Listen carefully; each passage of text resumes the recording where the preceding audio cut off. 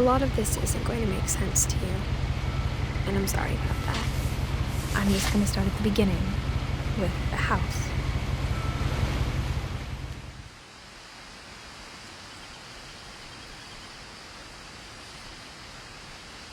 Someone had put up a chain-link fence, but it looked like I wasn't the first person to hop it.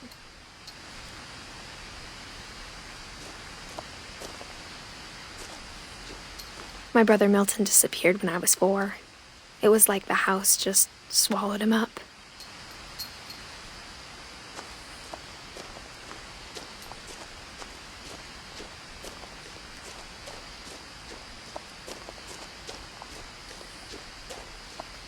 I lived here until I was 11, but I wasn't allowed inside half the rooms.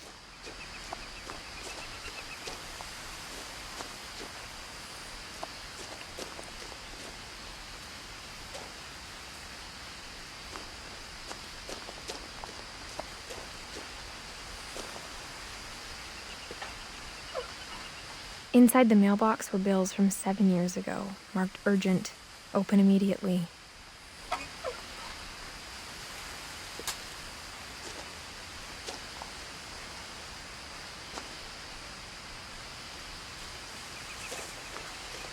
I hadn't been back since my brother Lewis's funeral.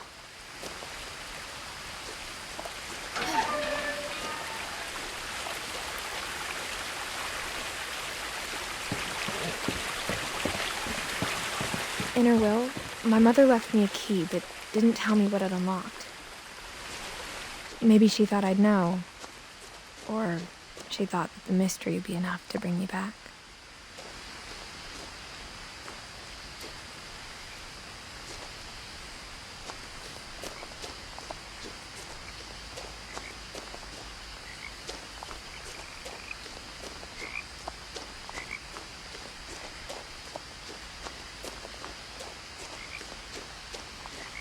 No one had driven this way in a long time, but I saw a few hoof prints.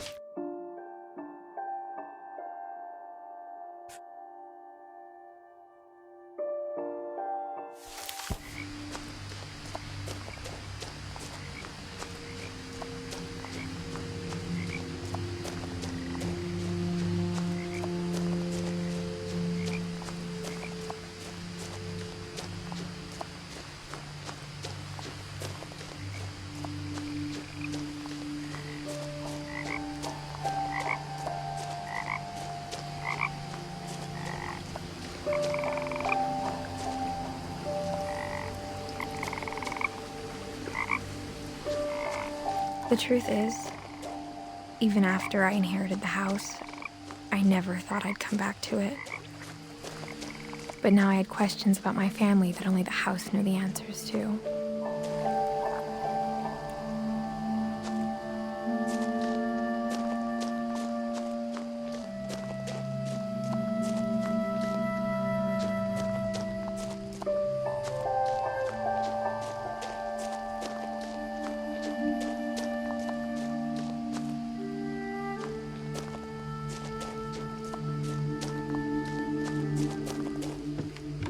The woods around the house have always been uncomfortably silent, as if they're about to say something but never do.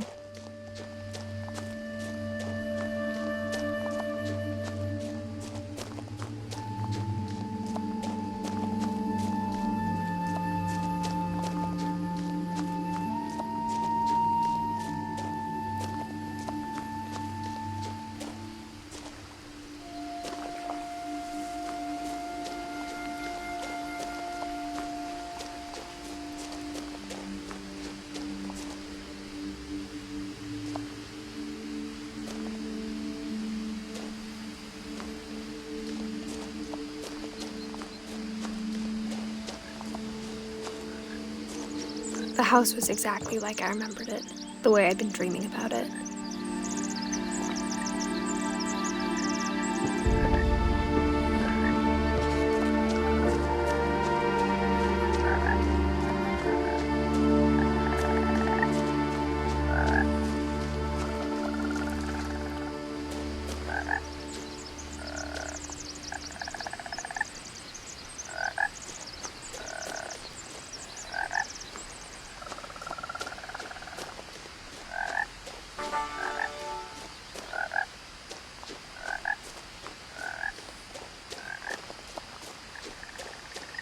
As a child, the house made me uncomfortable in a way I couldn't put into words.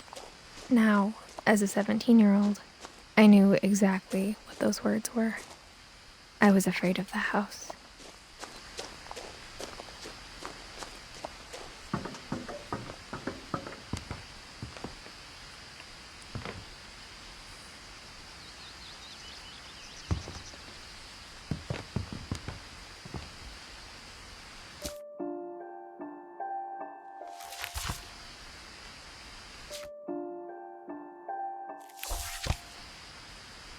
I hoped the key might unlock the front door.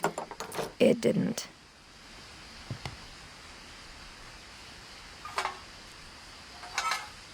Looking in, I felt like the house itself had been waiting for me.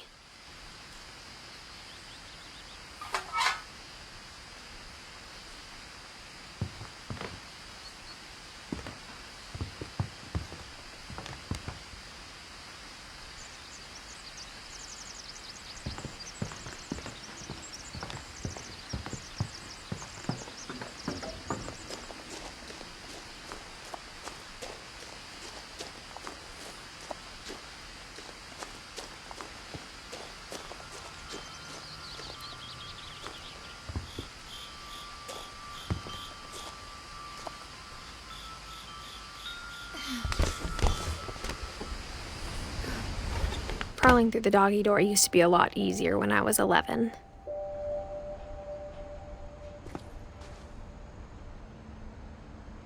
The power had been turned off the night we left.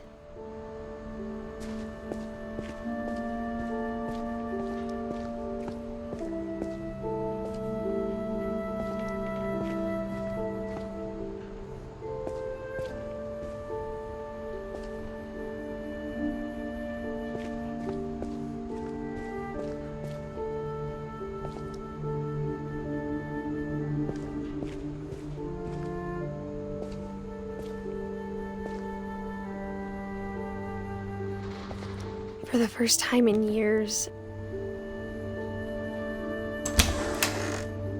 I felt like I was home.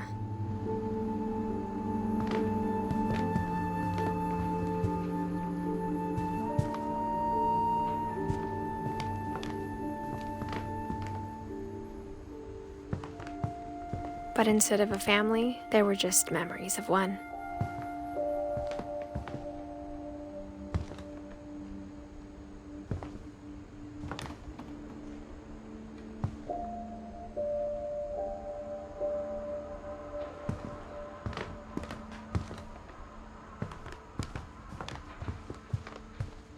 The table was still a wreck from the night we left. It was like a bomb had gone off, killing everyone but sparing the furniture.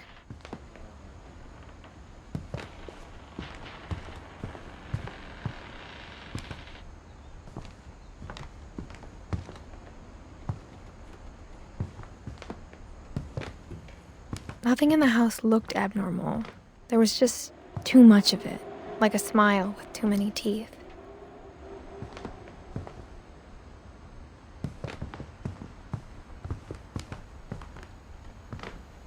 Even the fireplace had a story. Edie told me the bricks came from the original house, after it sank.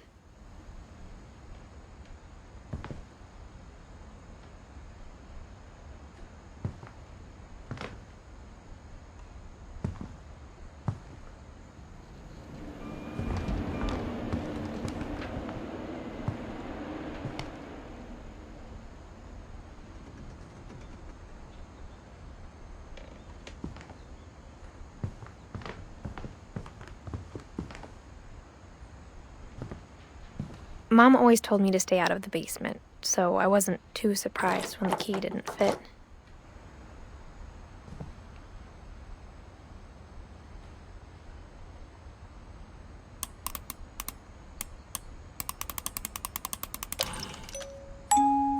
Great-Grandpa Sven built a music box for Barbara, along with the rest of the house.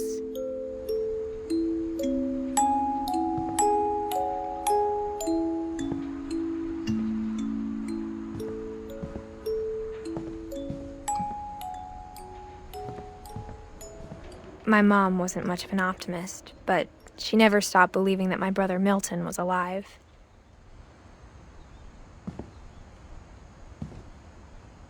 A lot of things got left behind in the whirlwind of that last night.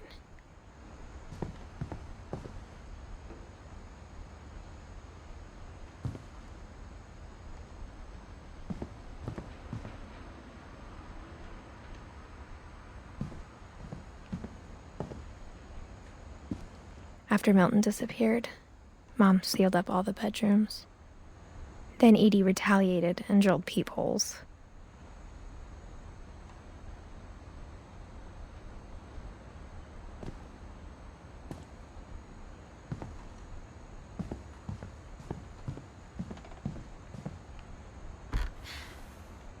Molly always seemed like a girl I could imagine being friends with, if she hadn't died in 1947.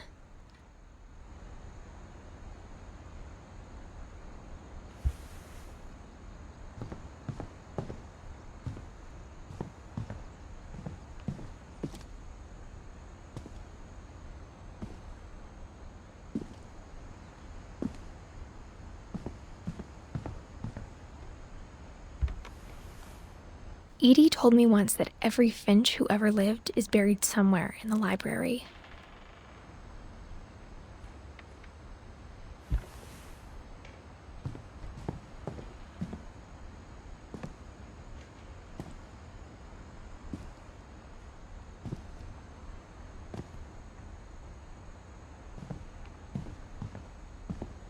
I spent a lot of time playing in Great Uncle Walter's room.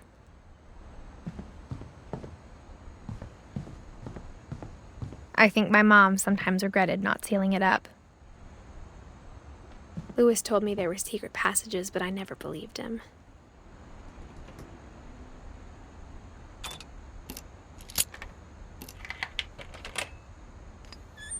Turns out, my mom was really good at keeping secrets.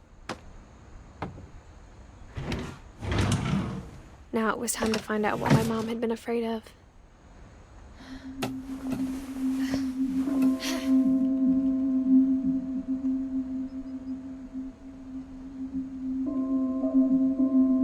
Reading this, maybe it sounds like I had a plan.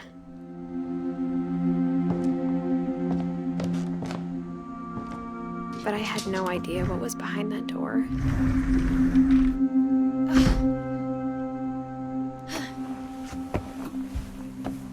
Just like I had no idea where all this was gonna lead.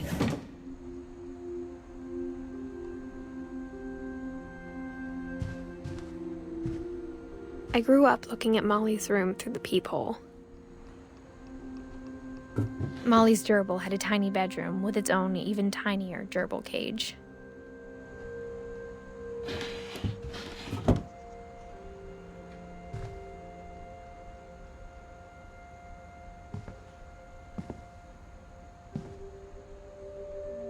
Being inside for the first time, I felt like I'd stepped behind a painting.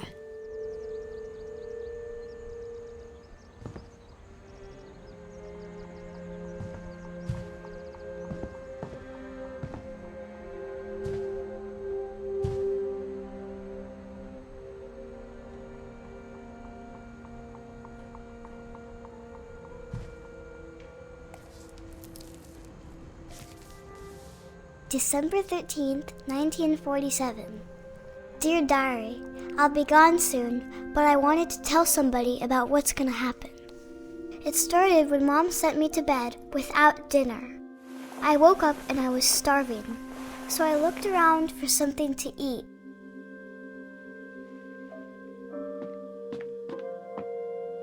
The gerbil food was dry, but I didn't mind it.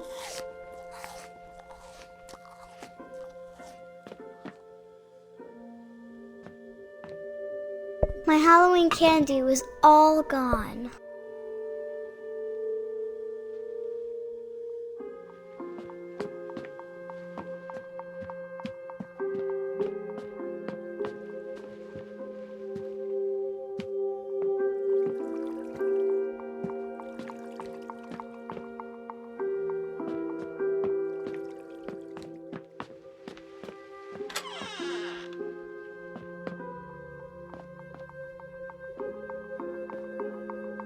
I ate a lot of things that night.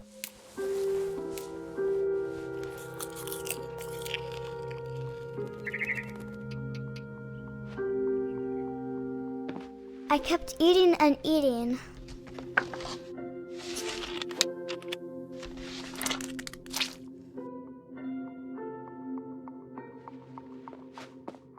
Then I heard chirping outside my window.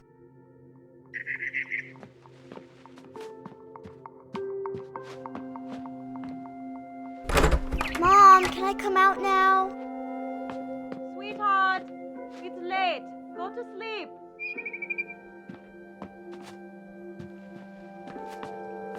It was a barn swallow going back to her nest. I reached out for her.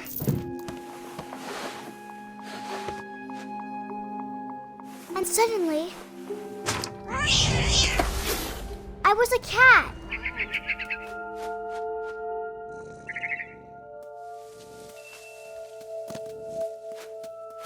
I tried to be quiet, but the bird was really scared.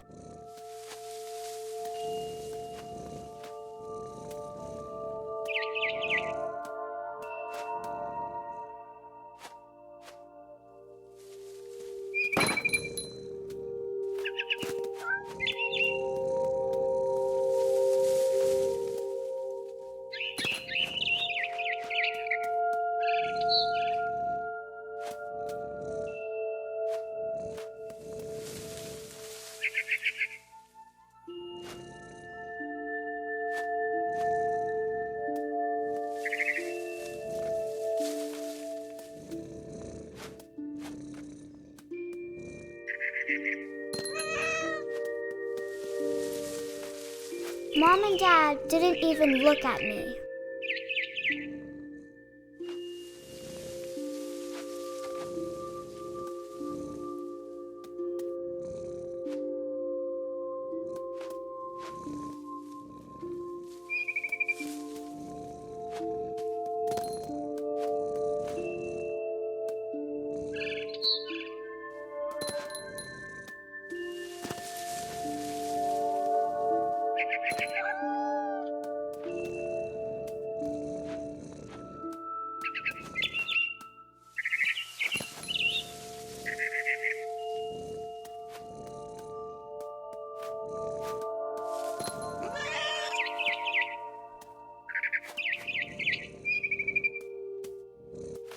The babies were all gone.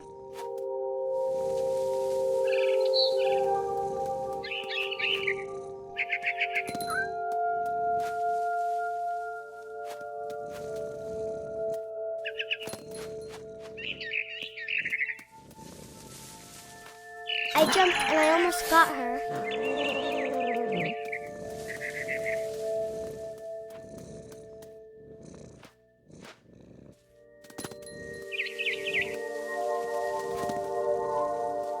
I could tell she was getting really tired.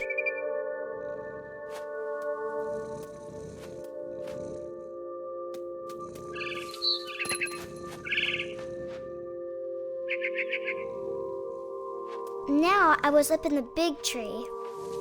I promised Dad I wouldn't climb it anymore. All I cared about was eating that mama bird.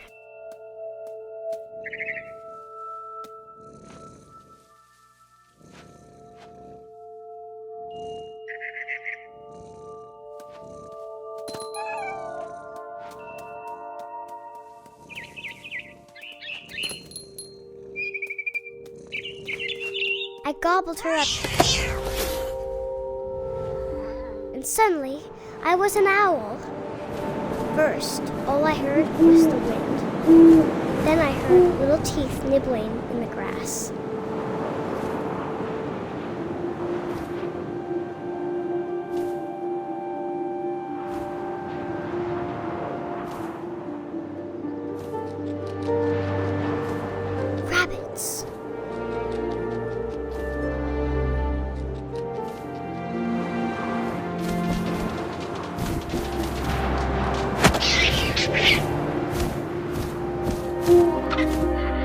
imagined his face looking up and seeing mine through my talons.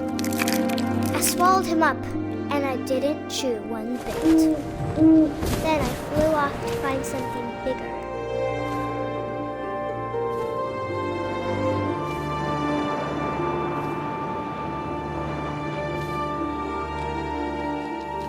A mama rabbit.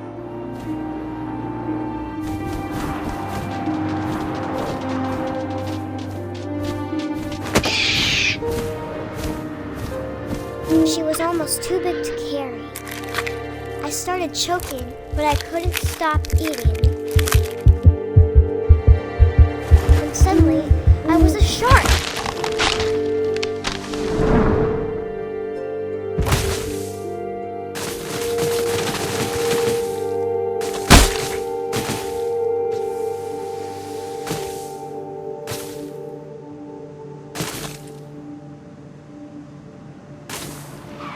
I rolled off a cliff and into the ocean. Now, I was hungrier than ever.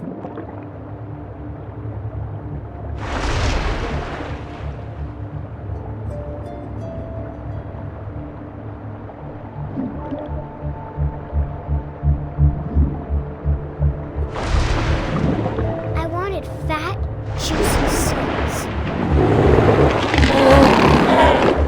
I tore off her flipper, and it tasted really good.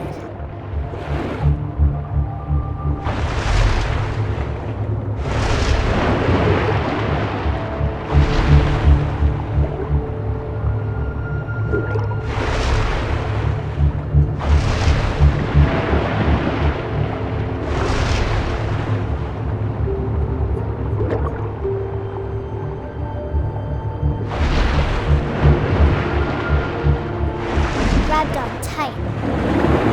But I was so hungry, I jumped out of the water. When I opened my eyes, everything had changed.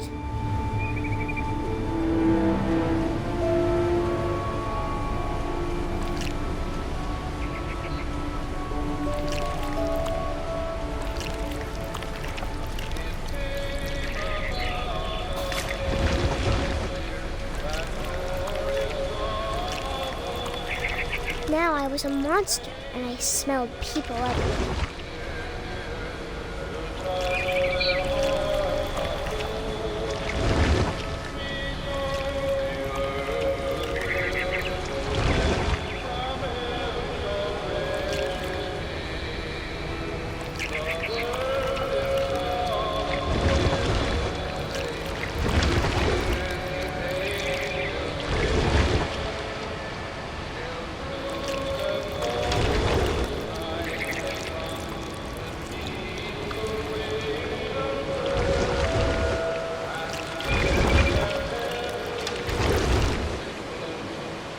I was big, but I moved real quiet.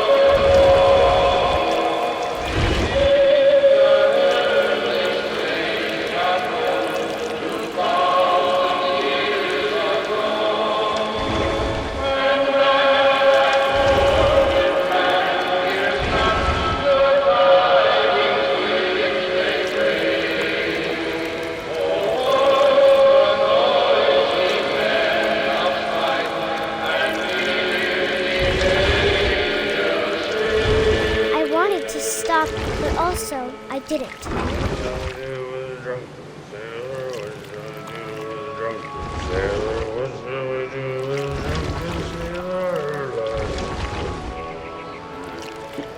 His belly was rusty, his belly was rusty, his belly was rusty, razor in the morning.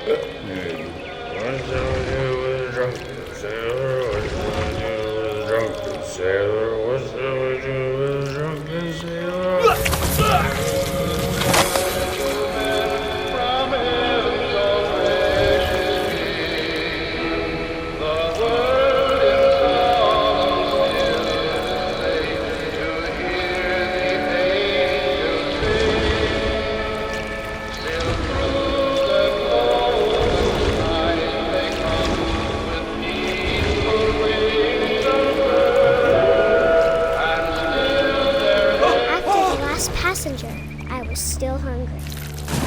Across the water, we swelled into noon, something I had to have, so I swam towards it.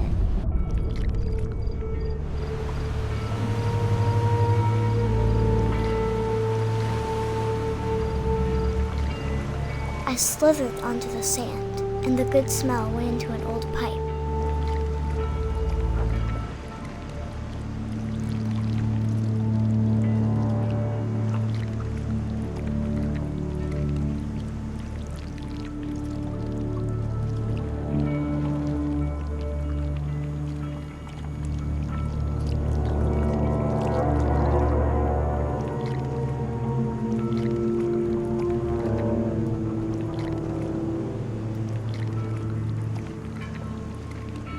I got closer and closer.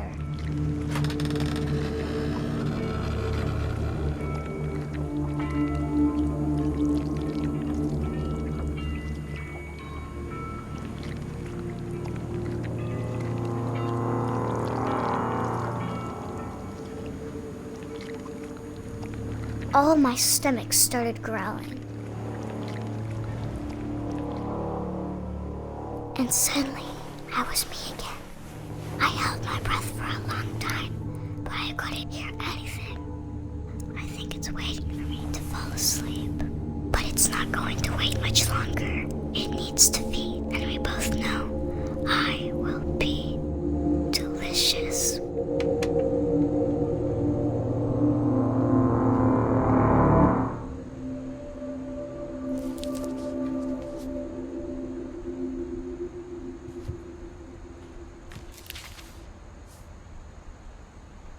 I'm not sure if I believed all of that, but I'm sure Edie would have.